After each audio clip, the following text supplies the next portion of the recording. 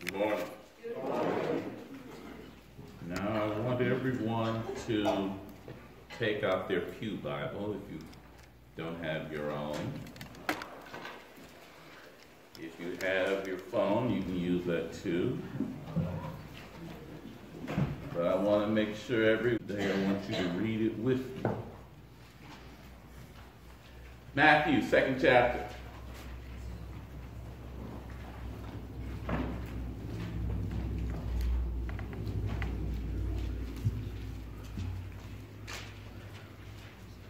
Matthew, 2nd chapter, and the 11th verse.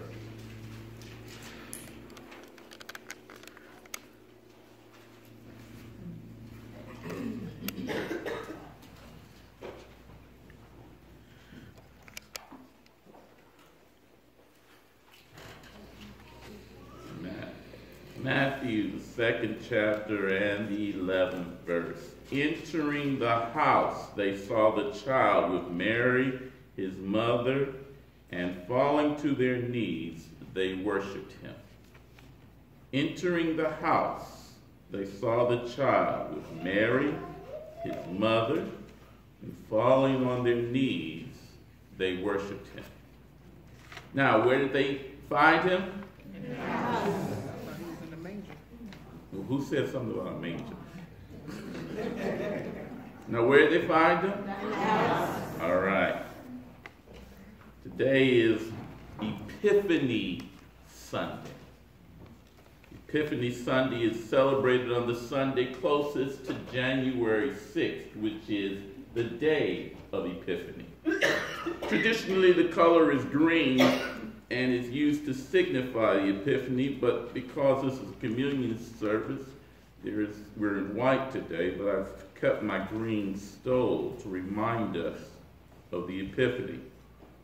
Epiphany celebrates the arrival of the wise men, or in Greek, the Magi, who have come from the east to worship Jesus. The church chose January 6th to signify that it was a considerable period of time before they arrived to find Jesus. As Matthew says, when they arrived, they entered the house. Now, in my Christmas message, I said that we like to clean up the story and make it sound better to us. It's not a pretty picture to think of the baby Jesus in the stable with all the animals being laid in a trough. Sounds much better if we put him in a manger. Never mind what a manger actually is. In our beautiful picture, not only are shepherds there, but the wise men are there too. And if the wise men bring gifts in December, then we can make a big deal, and by the way, big profits on one day in a year. And we can be done with the whole thing, and everybody go back to work after January 1. This is the story that's presented to us, but this is not what actually happened. January 6th is the day that represents the arrival of the Magi, and to signify this, it was a significant period of time that elapsed between Jesus' birth and the arrival of the Magi. The Magi, what we would call today astrologers.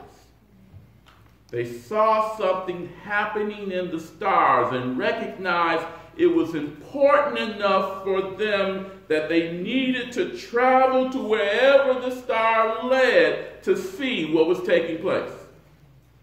But travel in those days was not easy. They couldn't just book a flight and get there the same day. And even if trains ran on time in those days, being from the east, it was hundreds of miles, if not 1,000 miles, for them to travel. They couldn't just get there in the same night or even the same day. To travel that great a distance, you had to prepare. You had to get enough food and water for yourself and your animal. There were no rest stops along the road. You had to plan to travel through friendly territory and to avoid nations that would be hostile to you. Sometimes it meant going out of your way just to avoid hostile territory, and all of this added time to your travel. And this meant that you couldn't just leave the same day. You had to prepare and plan. Now, I'm not sure how it was for you being Southerners, but in the North, we had to make that annual trip back down south. My grandmother's from Nashville, and every year we would go to Nashville for a couple of weeks. After about 65, she and I would take the bus and stay a little longer, but before then, my grandfather would always drive. But in order to drive, we had to start preparing a good 2 days before we left. First, we had to shop, and then we had to cook all the food to carry with us. And I didn't understand it then, but even in Ohio, you couldn't stop in too many places. And certainly once we crossed out of Cincinnati into Kentucky, there would be no place for us to stop. I didn't understand all of that then, but I understand it now. So we had to carry our food with us and a jug of water. Coleslaw was my job. I had to get the grater and grate up all of that cabbage and all of that for slaw. And you couldn't throw that last piece away. My little fingers would get tore up on that grater trying to grate that last piece of cabbage, that last piece of carrot, and that last piece of celery. And while I tore up my fingers on that, my grandmother was frying chicken and making potato salad. Anyone know what I'm talking about? Yes. And all while we're doing all this, my grandfather was asleep. Because we would leave at about 1 or 2 in the morning. And he would not want to drive during the daytime through Kentucky and Tennessee. The nighttime through Kentucky and Tennessee. We left at 1 or 2 in the morning to make sure that when we crossed into Kentucky, it was daylight. And there weren't interstates then. There was no 2-lane highway. He wanted to make sure it was daylight until we got to Nashville. All of this was done in making preparations to go to Nashville. So what did the Magi have to do to prepare to get to Jerusalem and then on to Bethlehem? Making sure you had enough supplies and planning your route so that you wouldn't encounter enemies in hostile territory. Never mind the distance that had to be traveled. All of this meant that it would take a considerable length of time before they arrived where the star would lead them. Now remember, there is another clue in this story as to when they would arrive. It had to have been at least a year after Jesus' birth. Matthew tells us that when they first arrived in the area, they went to Herod to ask where the new king would be born. They were directed to Bethlehem, and they were told to come back to Herod. And when they left without going back to Herod, Herod killed all of the babies 2 years and younger. In verse 7, Herod asked the Magi, "How long has it been since you have seen the star?"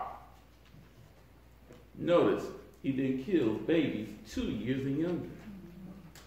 Their answer to him had to have been, it's about a year and a half or more. So Herod just makes sure everybody during that time had been killed. So when they find Jesus in the house, he's a toddler. Probably, where's Keegan? Probably just a little younger than Keegan. That's why she's holding it. I'm not trying to scare her today. Now, don't we have a nice, pretty picture? Yes. We have a baby wrapped snugly and placed in a manger. We have shepherds and wise men and animals all around. And all of this takes place on the same day. And none of this is what actually happened. I told you about the Christmas story, but here's what we miss by placing the Magi at the scene of the birth. We miss the significance of who this child really was.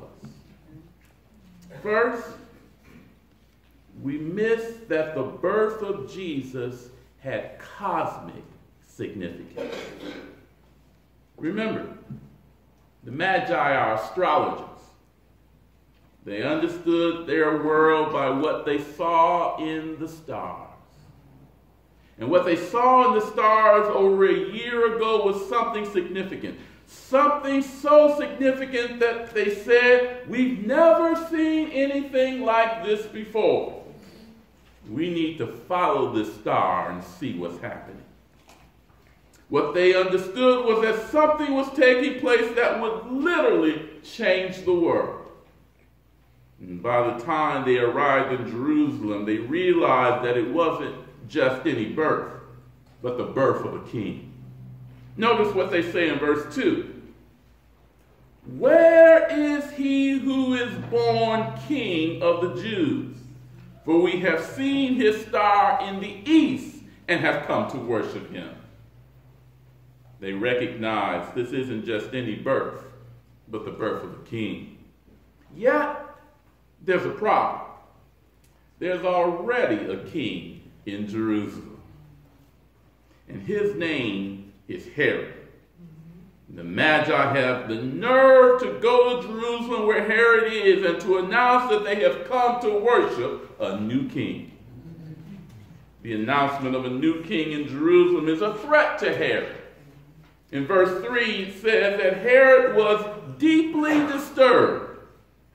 Herod was disturbed because he believed that another king would be a threat to him. But what he and most others didn't understand is that his kingdom was not of this world. His kingdom was of righteousness and justice. His kingdom would establish God's rule among God's people and usher in a new way of living and a new way of being. And finally, when they enter the house, they find the child who they have come to worship. The Magi are from the east. And the significance of that was that they were not Jews. In verse 2, they say that he is the king of the Jews, but they were not Jews themselves. They were Gentiles who had come to worship the king. That Gentiles would come to worship is the real message of this story. They come asking, where is he who has been born the King of the Jews? But that they have come shows that he wasn't just the King of the Jews, but that he would be the King of all people. The prophet Isaiah said, nations will come to your light and kings to the brightness of your radiance. Not just Jews, but all nations would bow down and worship him. This is the meaning of Epiphany. The appearance or revelation of God to the Gentiles. God's revelation is that God is the God of all peoples, all nations.